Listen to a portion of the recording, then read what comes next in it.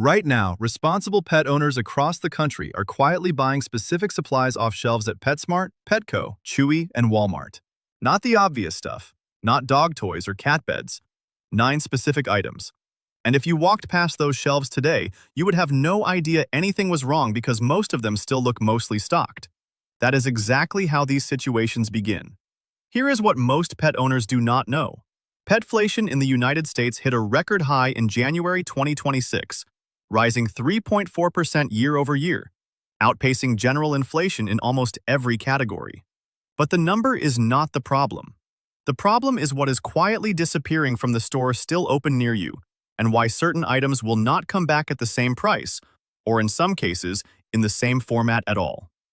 One item on this list has already seen its import tax jump from 3.4% to 73.4% inside of a few years. Another is something almost every responsible pet owner uses monthly and is about to become significantly more expensive before summer ends. By the end of this video, you will know all 9, the real reason behind each one, and what to do about it this week. Let's go. Number 9. A 30-day rotating pet food buffer. Let's start with the item that sounds the most obvious but has the least obvious reason behind it.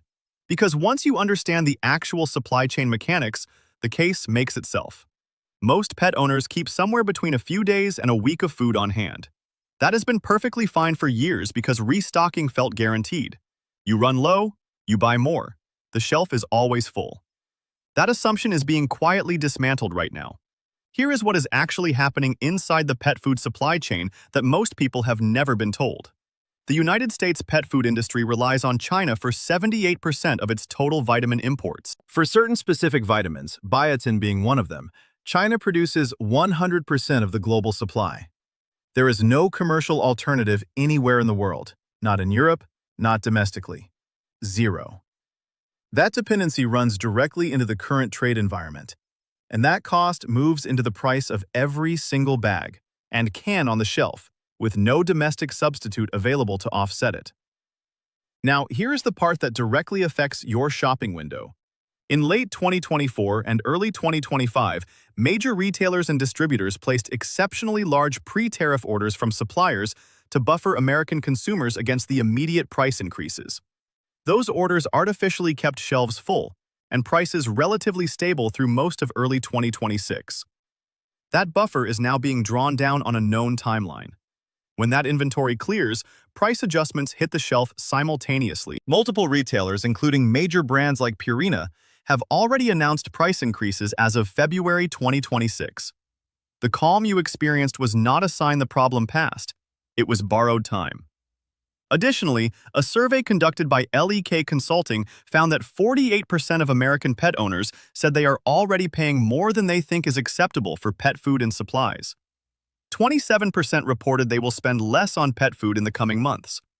That trade-down behavior compresses demand for mid-range brands faster than most shelves can adjust. The practical fix is not dramatic. The next time you buy your pet's food, buy one additional bag or case. Rotate it from the back. Use the oldest first. Restock when you pull from the front. That is the entire system. It costs you almost nothing today and removes one of the most common emergency stressors for pet owners completely. The items further down this list involve categories that are moving faster and with less warning than food is.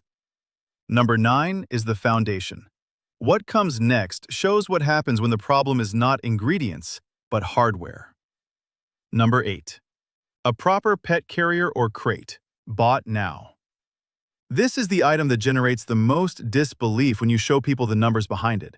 So let's start there.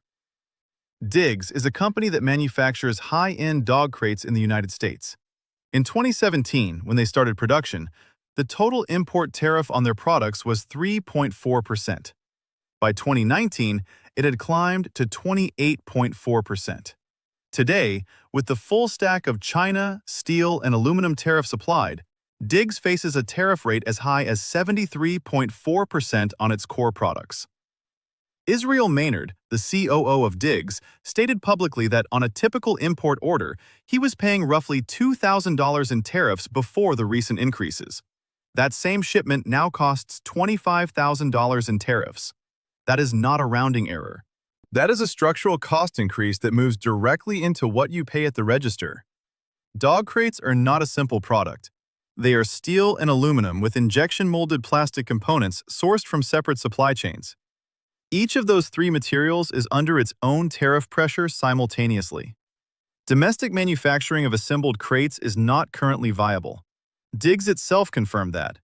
The complexity and capital required to build that production capability from scratch does not exist on any timeline that helps you this year. The broader dog crate market is feeling this. Production costs across the industry rose 15 to 30% following the Liberation Day tariffs in 2025. Smaller brands are the most vulnerable because they do not have the contract size, cash reserves, or sourcing flexibility to absorb those costs the way large manufacturers can. When smaller brands get squeezed, SKUs get cut. When SKUs get cut, specific sizes disappear from specific stores. Here is the preparedness reality behind the price data. During Hurricane Katrina in 2005, a Fritz Institute poll found that 44% of people who did not evacuate during a Category 5 hurricane stayed specifically because they could not bring their pets. Evacuation buses, shelters, and rescue helicopters were refusing animals. People calculated that they would rather stay than leave their pet behind. Some of them died for that decision. The Pets Act was passed in 2006 specifically because of what happened in New Orleans. It required states to include pet evacuation in disaster plans as a condition of receiving FEMA funding. That law changed the plan on paper, but a carrier you do not own, assembled and accessible, changes nothing when the evacuation order comes. An animal that has never been inside a carrier becomes nearly impossible to contain in the 15 minutes you have before you need to leave. Buy a carrier now. Keep it assembled. Place it somewhere accessible, not disassembled in a closet.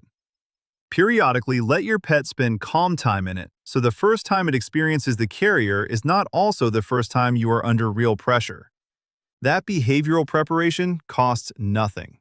The carrier itself, bought today at current pricing, is a different decision than the same carrier at pricing that reflects a 73% import tax fully passed to the consumer.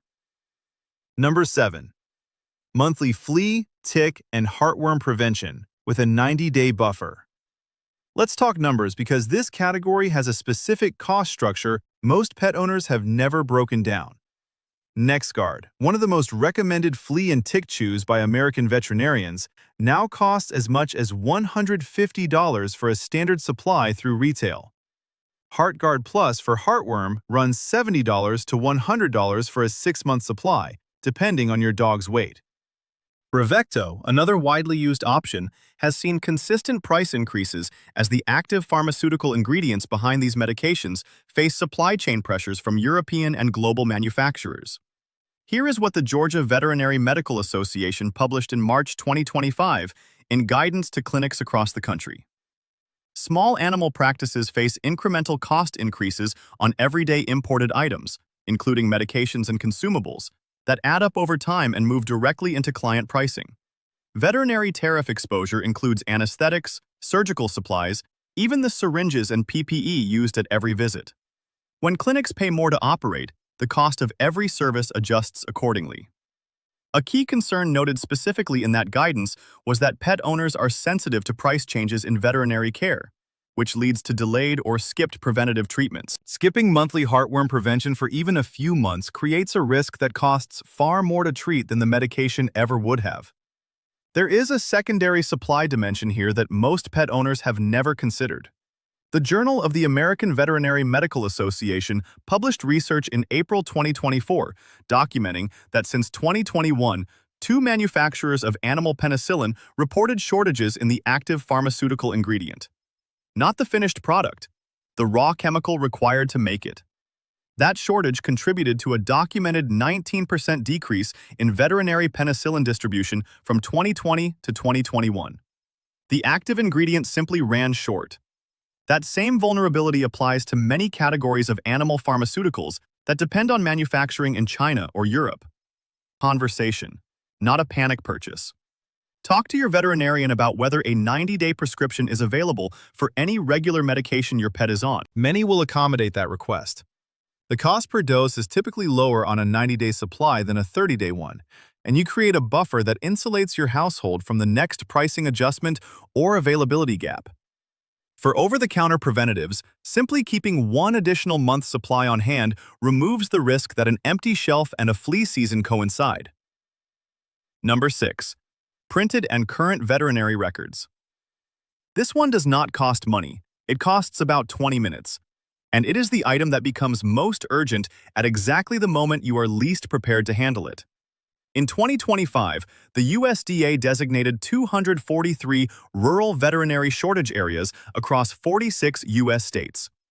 That is the highest number of designated shortage areas ever recorded. In those areas, the nearest veterinary care may be 60 to 90 minutes away under normal conditions.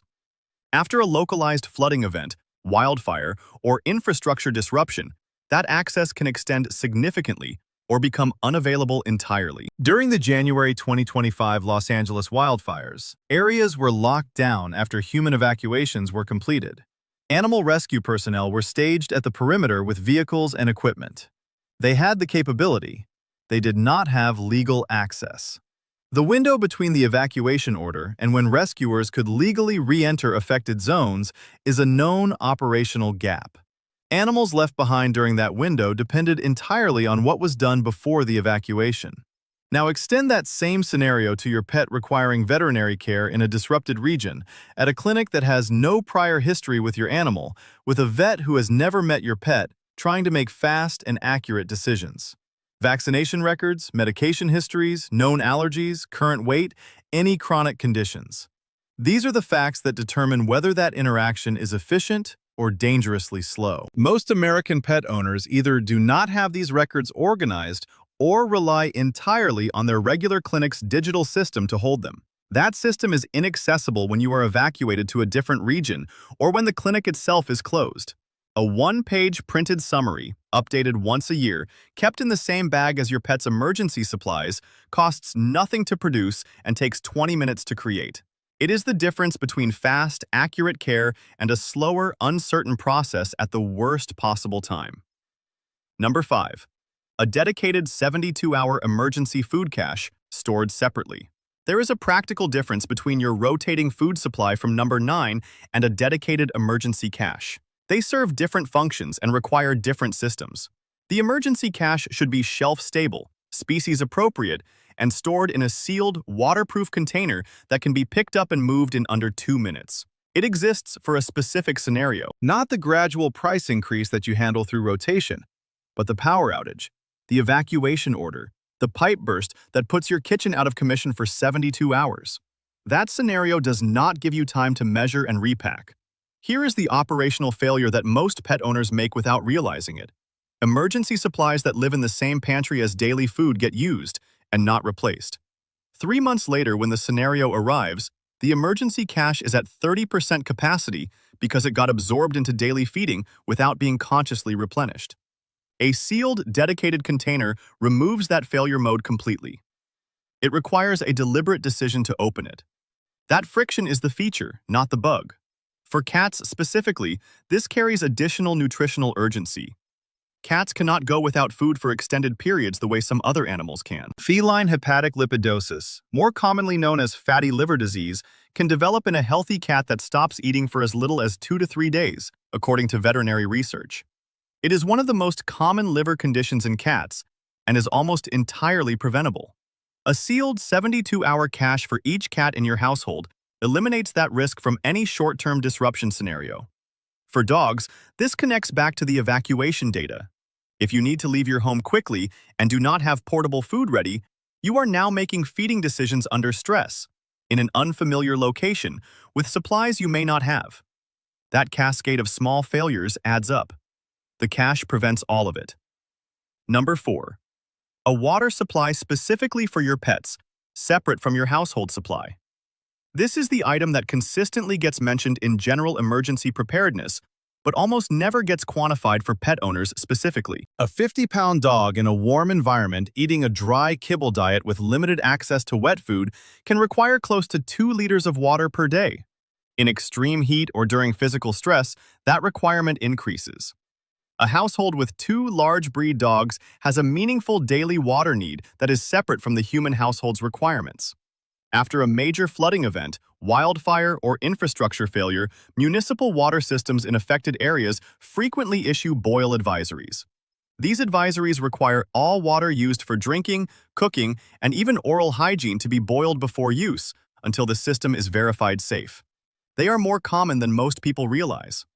The Centers for Disease Control and Prevention tracks boil water advisories across the country, and they occur regularly following flooding, contamination findings, and infrastructure maintenance failures. Here is the practical problem that pet owners specifically face during a boil advisory. If your stove is electric and the power is out simultaneously, the advisory cannot be met. Your animals will drink whatever is available. They have no mechanism to judge water safety independently. A stored supply of clean water eliminates that variable entirely and costs less than almost anything else on this list to maintain. A case of water kept specifically for your pets, rotated every 6 months, is a $4 to $6 decision that removes an entire category of risk. Number 3. Physical ID tags on a current, properly fitting collar. 42% of microchipped animals brought into U.S. shelters have a chip that is not registered in any database with current owner contact information, according to an American Animal Hospital Association survey of over 7,700 shelter animals. The chip is present. There is simply no way to use it to find the owner. During Katrina, of the roughly 15,500 animals processed through the Lamar-Dixon Expo Center, the largest animal rescue operation in U.S. history at that time, only 15 to 20% were ever reunited with their owners. Many of those animals had microchips. The failure was not in the implantation. It was in the fragile infrastructure required to connect the chip number to a reachable owner. A microchip is identification without contact information when the registration is outdated.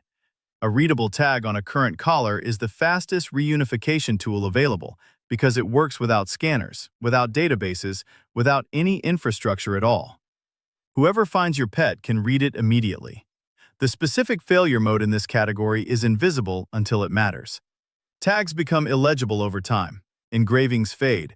Collars get replaced without transferring the tags. Phone numbers change. A quick check right now whether the tag on your pet's collar is readable and reflects your current contact number takes under a minute and costs nothing. A replacement tag costs $8 to $12. That is the entire exposure. Number 2. A basic pet-specific first aid kit. Standard human first aid kits do not contain what you need to stabilize a dog or cat in a veterinary emergency. Professional help is available. The tools and protocols differ, and with the USDA currently designating 243 rural veterinary shortage areas across 46 states, the gap between when an injury occurs and when professional care is available can be significant, especially after a localized disaster affects road access or clinic availability. Veterinary tariffs are also raising clinic operating costs in ways that are beginning to affect access. A 25% tariff on imported surgical gloves alone raises costs by approximately $25 per case. Multiply that across the full inventory of consumables in a small animal clinic, and the operational pressure on smaller practices becomes significant. Some practices are scaling back hours. Others are seeing longer appointment backlogs as pet owners defer routine visits due to rising costs. A basic pet first aid kit does not replace veterinary care.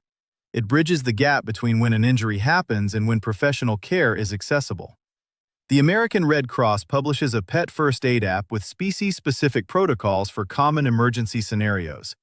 A kit containing gauze, veterinary-grade antiseptic, a digital rectal thermometer, latex gloves, and a reference card costs under $30 at PetSmart or Petco. That $30 covers the stabilization window that determines whether a manageable injury stays manageable or escalates before help arrives.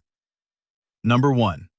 An updated microchip registration and a printed emergency contact card. This is the item that costs the least and gets addressed by the fewest pet owners, and it is the one with the clearest documented failure rate behind it. We already established that 42% of microchipped animals have a chip registered to outdated or unreachable contact information. But there is a second layer to this problem that almost no preparedness content addresses.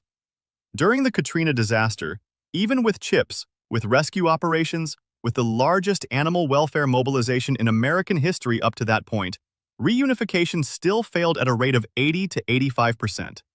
The infrastructure required to connect a chip number to a reachable owner collapsed under the pressure of mass displacement. Phone numbers for displaced owners were unreachable. Addresses were flooded. Email systems were overwhelmed. A physical emergency contact card, laminated and attached directly to your pet's carrier or emergency kit, solves the failure mode that technology cannot solve under disaster conditions. It lists your current cell number, a secondary contact who is not at your address, your veterinarian's name and number, your pet's name, breed, age, weight, any chronic conditions, and a current photograph. It works without electricity. It works without a scanner. It works without internet access. It works when every digital system is unavailable. The microchip is worth having. The registration being current is worth verifying.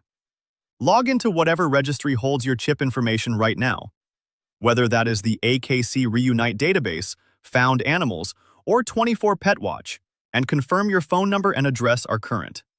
If you have moved or changed your number in the last 2 years without updating that registration, the chip is functionally incomplete. That 5-minute check costs nothing. The physical card costs under $1 to print and laminate. It is the lowest cost item on this entire list. It is also the last line of identification that works when everything else fails. Here is what connects all 9 of these items and why this list looks the way it does. Petflation hit 3.4% year-over-year in January 2026. Tariffs on pet products are now functioning as a permanent 10 to 20% access fee on imported goods, with approximately 90% of those costs being passed directly to American pet owners. Dog crate import taxes have hit 73.4% for specific manufacturers. Pet food vitamin supply chains are 78% dependent on a single country with no domestic backup. Veterinary medication costs are rising. Rural veterinary shortage areas have hit a record 243 designated zones across 46 states. None of these are predictions. They are documented, sourced conditions that exist right now in May 2026, affecting the specific categories on this list in a direction that responsible pet owners can get ahead of before the shelf pressure becomes visible. And here's the framing that matters most. These 9 items were not chosen for alarm value. They were chosen because each one addresses a specific failure point that occurs when an ordinary disruption, a weather event, a power outage, an evacuation order, an unexpected vet visit, meets a household that handled the easy version of preparation during the easy window. The people who are least affected by every disruption scenario documented in this video are not the ones who reacted fastest after the problem became visible. They are the ones who handled the affordable, available version of each of these items before there was any urgency to do so. If this video helped you think about your pet's emergency plan differently, a quick like helps this channel reach more pet owners across the country who could genuinely benefit from this information. Completely up to you. Now, which item on this list surprised you the most? Drop it in the comments below. And if there is something you already have in place for your pet's emergency kit that most owners overlook, share it. Someone reading your comment might be glad you did.